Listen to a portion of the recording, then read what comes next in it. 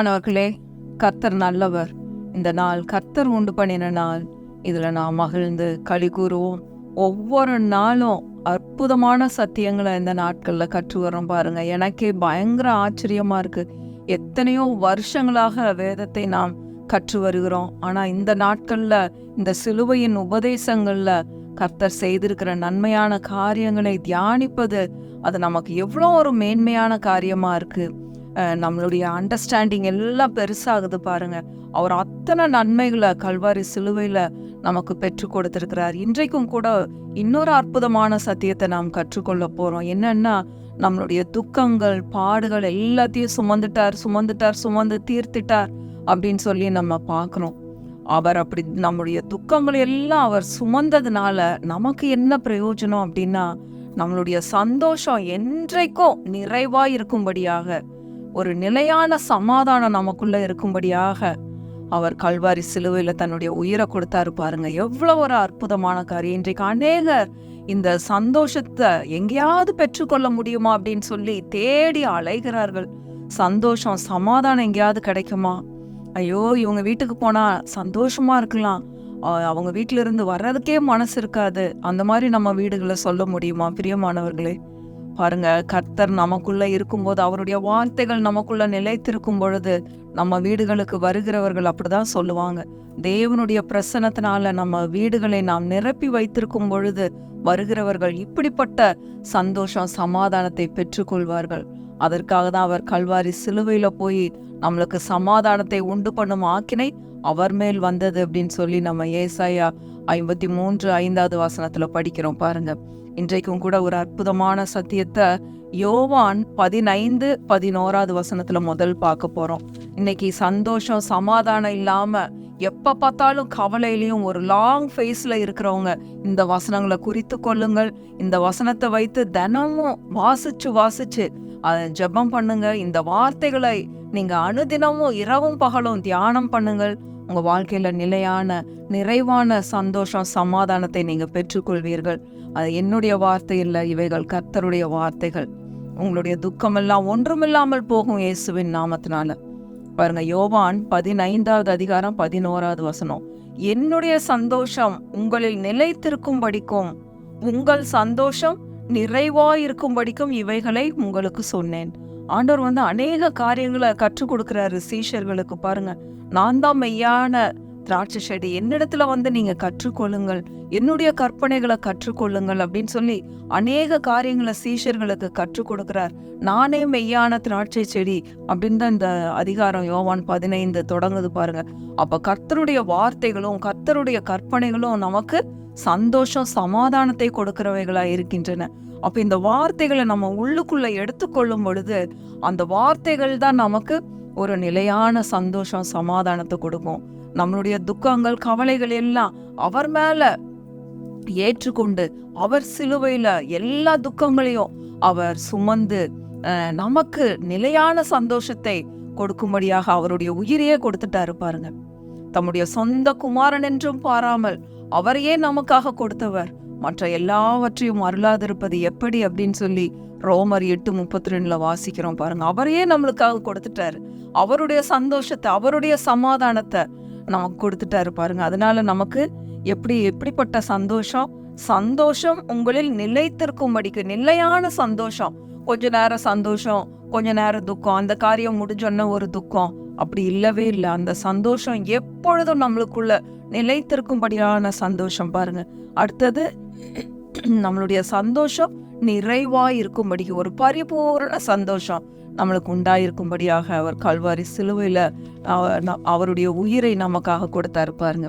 அடுத்தது இன்னொரு முக்கியமான வசனம், யோவான் 16:24 இதுவரைக்கும் நீங்கள் என் நாமத்தினாலே ஒன்றும் கேட்கவில்லை, கேளுங்கள், அப்பொழுது உங்கள் சந்தோஷம் நிறைவாயிருக்கும்படி பெற்றுக்கொள்வீர்கள்.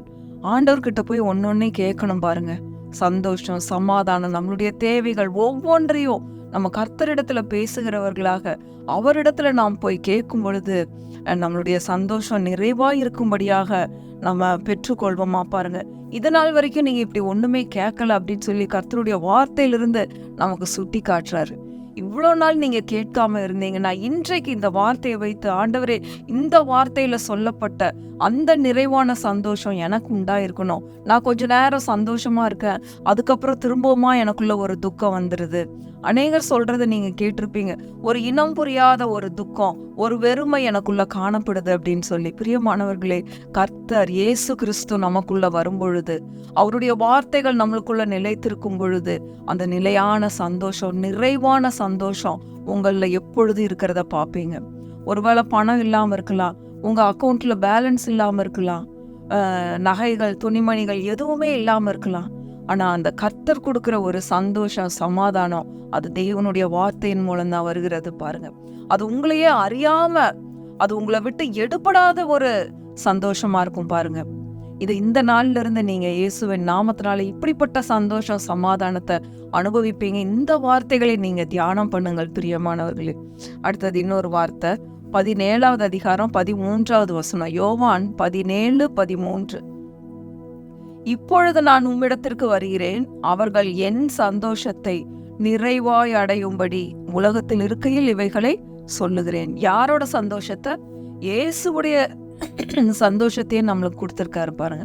நீங்க துக்கமா இருக்கணும், கவலையா இருக்கணும், அந்த காரியம் நடக்கலையே, அது இன்னும் நிறைவேறலையே அப்படின்னு சொல்லி நடக்காத காரியத்தை குறித்து பிசாசானவன் எப்பவுமே இல்லாதது, குறைவானது, இந்த மாதிரி தான் அவன் எடுத்து காட்டுவான். பாரு பாரு பாரு, இது இப்படி இருக்கே, பாரு பாரு பாரு, அது இப்படி இருக்கே அப்படின்னு சொல்லிட்டு அவைகள் எல்லாம் நீங்க உபாரமான யாவற்றையும் உதறி தள்ளுவிட்டு விசுவாசத்தை துவக்குகிறவரும் முடிக்கிறவருமாகிய ஆண்டவராகிய இயேசு கிறிஸ்துவை நோக்கி பாருங்க அப்படின்னு சொல்லி எபிரேயர் 12:2 நம்ம அன்னைக்கு படிச்சோம் பாருங்க. அப்ப இயேசு கிறிஸ்துவை பார்க்கும் பொழுது அவருடைய சந்தோஷம், என் சந்தோஷத்தை நிறைவாய் அடையும்படி உலகத்தில் இருக்கையில் இவைகளை சொல்லுகிறேன். ஆண்டவர் உலகத்துல இருக்கும் போதே இப்படிப்பட்ட நிறைவான சந்தோஷத்தை கற்றுக் கொடுத்தார் பாருங்க. அன்றைக்கு சீஷர்களுக்கு கற்றுக் கொடுத்தார். இன்றைக்கு வார்த்தைகளின் மூலமாக நாம் கற்றுக்கொள்ளும்படியாக அவர் நமக்கு இன்றைக்கு இந்த வார்த்தைகள் எல்லாம் வெளிப்படுத்தி இருக்கிறார். பிரியமானவர்களே, இப்படிப்பட்ட நிறைவான அவருடைய சந்தோஷத்தையே அவர் உங்களுக்கு கொடுத்திருக்கிறார் பாருங்க. கர்த்தர் எவ்வளவு நல்லவர் பாருங்க. அடுத்தது கடைசியா யோவான் 14:27. யோவான் 14:27. சமாதானத்தை உங்களுக்கு வைத்து போகிறேன், என்னுடைய சமாதானத்தையே உங்களுக்கு கொடுக்கிறேன். இயேசுவனுடைய சமாதானத்தையே நமக்காக கொடுத்துட்டாரு பாருங்க. உலகம் கொடுக்கிற பிரகாரம் நான் உங்களுக்கு கொடுக்கிறதில்லை, உங்கள் இருதயம் கலங்காமலும் பயப்படாமலும் இருப்பதாக. நம்ம இருதயம் எதை குறித்தும் பயப்படவும் கலங்கவும் வேண்டாம். இல்லாததையும் நடக்காததையும் குறித்து நம்ம கவலைப்பட்டு அது பிசாசு சுட்டி சுட்டி காமிச்சுக்கிட்டே இருப்பான்.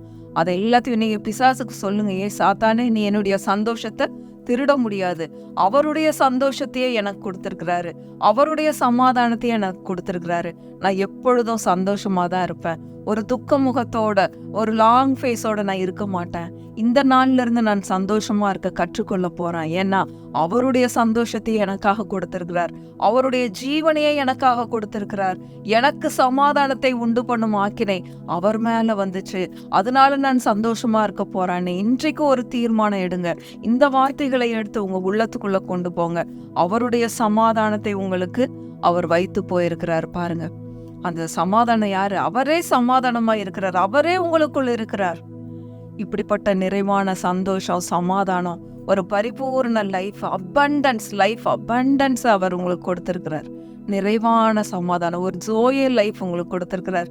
பிரியமானவர்களே, அவர் சிலுவையில போய் மரித்தது நிமித்தமாக நம்ம ஒவ்வொருத்தருக்கும் இப்படிப்பட்ட சந்தோஷம், சமாதானம் உண்டாயிருக்கிறது. ஏதோ குட் ஃப்ரைடே, ஈஸ்டர், இன்னைக்கு ஈஸ்டர், புது ட்ரெஸ் போட்டிருக்கிறோம், புது புடவை கட்டியிருக்கிறோம், புது நகை போட்டிருக்கிறோம், அதனால சந்தோஷம் இல்லை. என்றைக்கும் நிலைத்திருக்கிற சந்தோஷம், எந்த சூழ்நிலையிலும் நிலைத்திருக்கிற சந்தோஷம், காரியங்கள் நடந்தாலும் நடக்காவிட்டாலும் சந்தோஷம், சமாதானம், இதை இழக்காதபடி காத்து கொள்ளுங்கள். என்ன சமாதானமாகிய கர்த்தரே அவர் உங்களோடு கூட இருக்கிறார். அவருடைய வார்த்தைகளை உங்களுக்கு கொடுத்திருக்கிறார். இந்த வார்த்தைகளை தியானம் பண்ணுங்கள். நிச்சயமாகவே உங்க வாழ்க்கையில் இப்படிப்பட்ட சந்தோஷம், சமாதானத்தை அனுபவிப்பீர்கள். கர்த்தர் நல்லவர், அவரை துதியுங்கள், அவர் கிருபை என்றும் உள்ளது. ஆமென், ஆமென், ஆமென்.